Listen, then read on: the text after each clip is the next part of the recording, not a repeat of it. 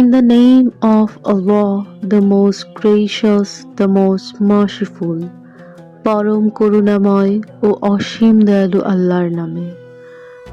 For the security of Quraysh, কাবার পাহারাদার কুরাইশ বংশের প্রতিরক্ষার জন্য।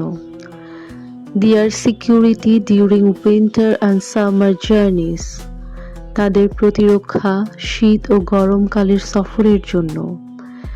Let them worship the Lord of this house, সুতরাং তারা যেন এই গৃহের প্রতিপালকের ইবাদত করে।